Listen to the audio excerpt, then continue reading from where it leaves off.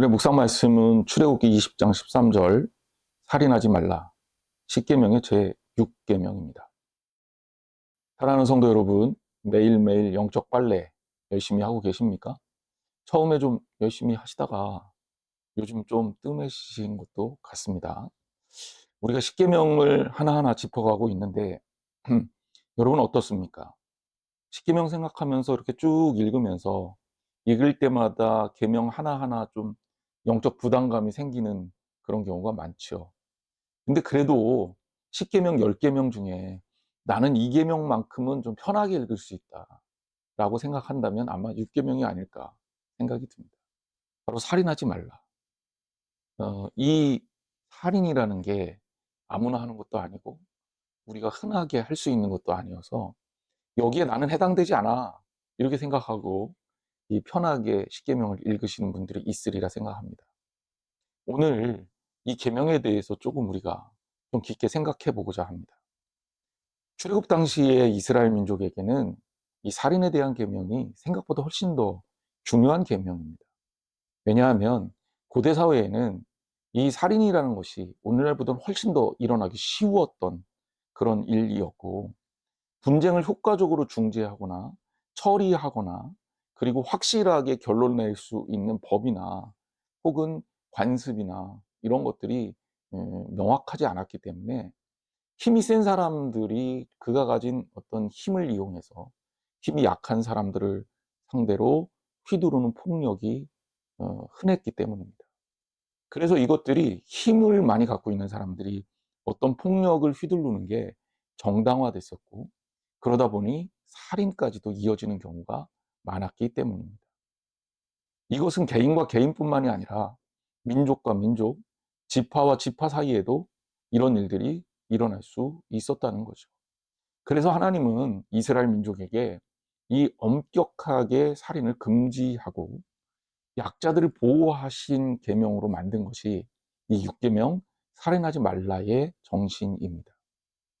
아, 이 정도라면 그래, 우리는 누군가를 죽여본 경험도 없고 죽일 생각도 없으니 우리한테는 해당이 안 되겠지.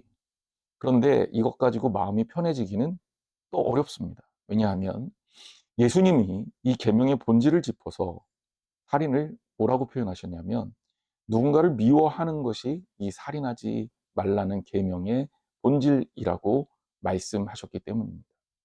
요한일서 3장 15절에도 보면 형제를 미워하는 자마다 살인하는 자라고 못을 박아 설명하고 있거든요.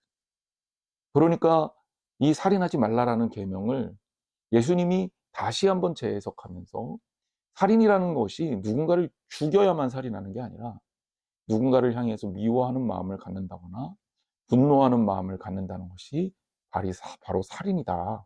이렇게 그 의미의 본질을 들어서 해석해 주신 겁니다.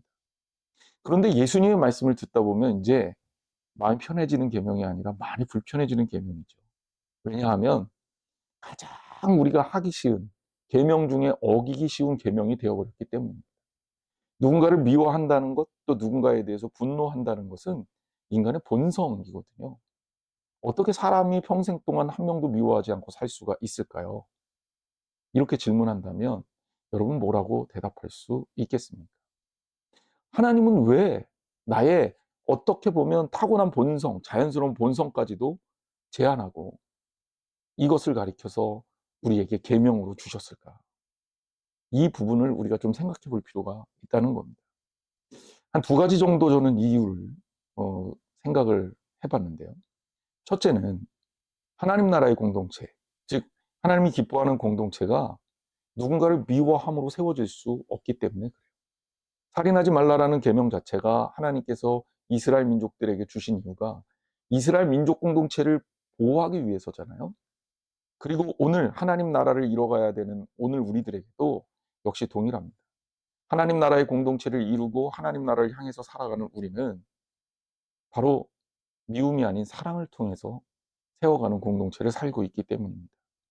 에베소서 4장에서도 모든 악독과 분냄을 버리고 서로 용서하라 이렇게 공동체를 향해 권면하고 있습니다. 두 번째 이유가 있어요. 그것은 바로 우리 스스로를 위해서입니다. 우리나라 말 중에 참 재미있는 표현이 있는데 욕하면서 담는다 이런 표현이 있습니다. 저는 이 욕하면서 담는다는 게 어떻게 가능할까 좀 생각을 해봤어요. 그랬는데 누군가를 욕을 하려면 그 사람을 자꾸 생각해야 돼. 누군가를 미워하려면 그 사람을 자꾸 떠올려야 됩니다. 그러면서 누군가를 욕하고 미워하는데 그 사람을 떠올리게 되니 자연스럽게 나도 모르게 그 사람의 행동을 따라하는 것이 아닐까라는 생각을 해보게 됐습니다. 우리가 폭력 가정에서 폭력에 정말 휘둘리면서 자란 아이들이 있습니다. 그래서 정말 부모에게 폭력에 희생되면서 자란 아이들이, 그러면 그 사람은 폭력을 굉장히 혐오하잖아요. 그리고 굉장히 끔찍하게 생각하고, 그런데 그렇게 폭력에 희생돼서 자란 아이들이 자라서 성인이 되고 아버지가 되면 놀랍게도 그 폭력을 휘두르는 경향이 일반적인 사람들보다도 훨씬 더 높다는 것을 발견하게 됩니다. 이 말은 우리에게 주는 교훈이 굉장히 크다는 거예요. 우리 마음속에 미움을 담고 우리 마음속에 분노를 담으면 그것에 의해서 오히려 우리가 망가질 수 있다는 거예요. 미움과 분노가 나를 잡아먹는다는 거죠. 그러니 우리는 우리를 위해서도 에베소 4장 31절에서 32절 말씀처럼 모든 악독과 분냄을 버리고 서로 용서해야 합니다. 사순절 기간에 우리의 말, 그리고 우리의 마음, 그리고 우리 행동 속에 숨어 있는 분노와 미움이 사랑으로 바뀌는 역사, 사랑으로 바뀌는 기적이 일어나기를 소망합니다. 그리고 이 사랑으로 바뀌는 그 일을 내가 주님 안에서 해내는 저와 여러분이 되기를 축복합니다. 그리고 삶에서 여러분들이 용서하는 노력을 주저하지 말고 하시기를 바랍니다. 사순절의 영적 빨래, 여러분 숙제 열심히 하시고 미움과 분노로부터 벗어나 하나님 나라를 향해 나아가는 우리들이 되기를 주님의 이름으로 축복합니다.